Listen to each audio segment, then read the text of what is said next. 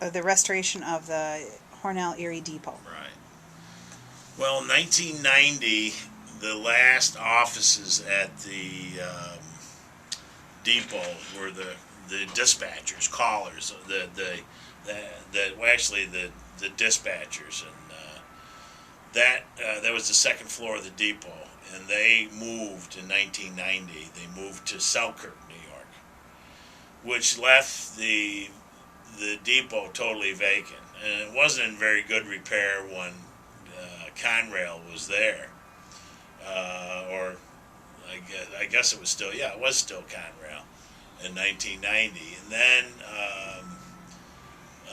we were lucky to get some funding through a state program, and we got $50,000 grant, and we commissioned a study of the facility, and the study was to whether what turn into a city hall, library complex, or do some other productive use with it. But it also went and outlined the condition of the building, asbestos and things in it. And I started negotiations with Conrail in regards to the structure, and I used that study with the strength of how much asbestos was when it was in the building to get them to give us the building, and also $85,000.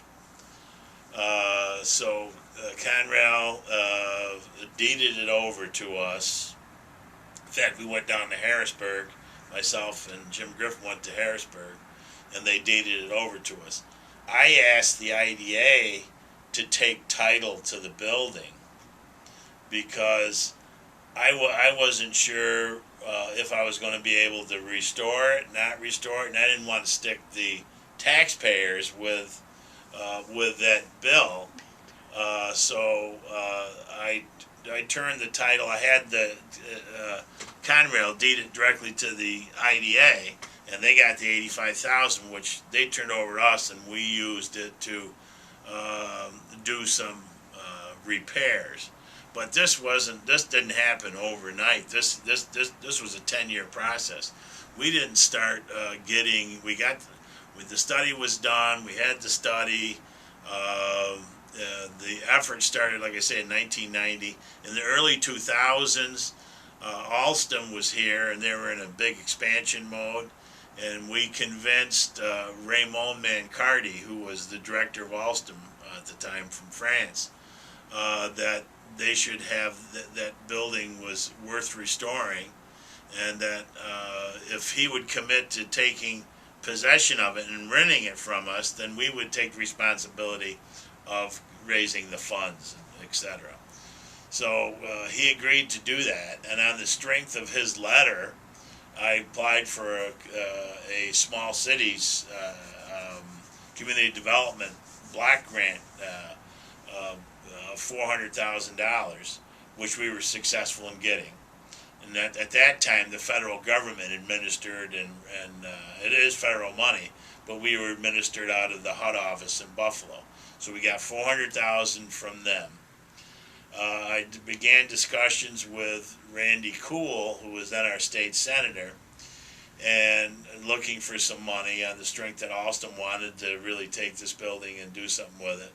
So he was able to get $750,000 to us at a time when senators and assemblymen were able to get, member items. He was able to get $750,000 to us from multimodal money through the DOT. So right there we had 1,140,000 there.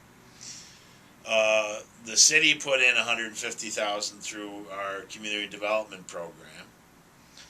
We got $200,000 from the federal government through the efforts of Hillary Clinton, and the county gave us $200,000.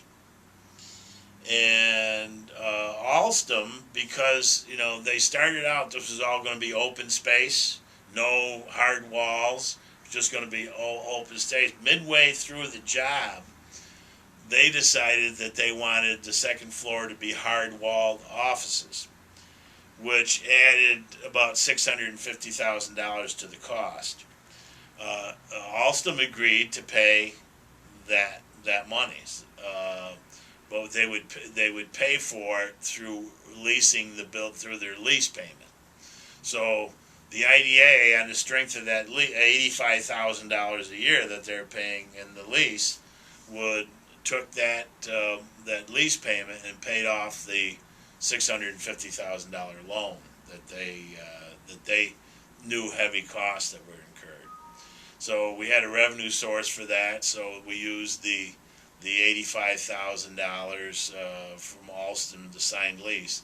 And Alstom had that lease from 2000. I think they signed the lease in 2005, and they paid that lease for right up until 2014, when Pete Wall took title to the building.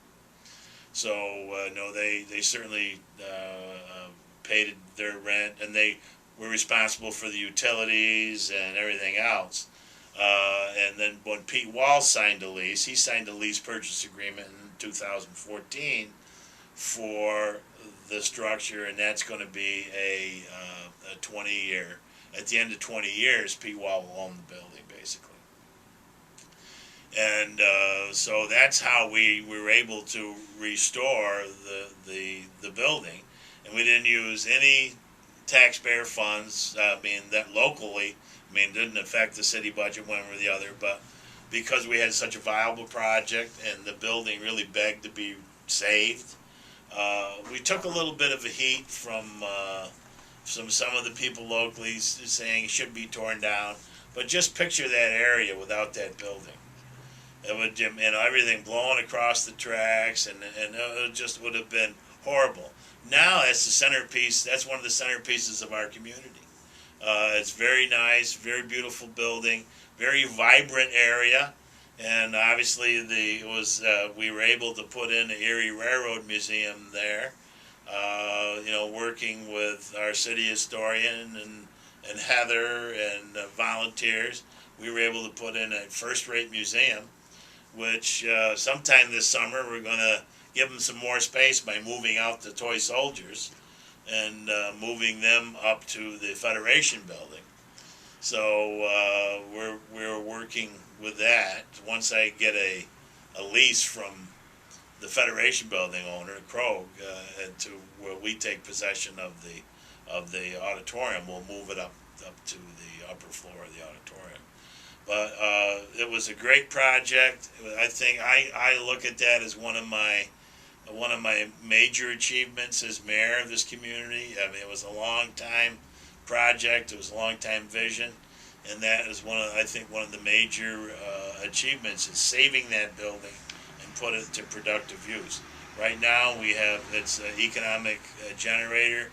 Pete Wall has his universal health network there. The Canastoo Valley medical practice is there, which is a huge practice, has 8,500 patients, and it's a vibrant area, and that area is going to continue to grow because of the presence of that area. So we're very proud of it. We look for great things in the future from that project in that area. Okay.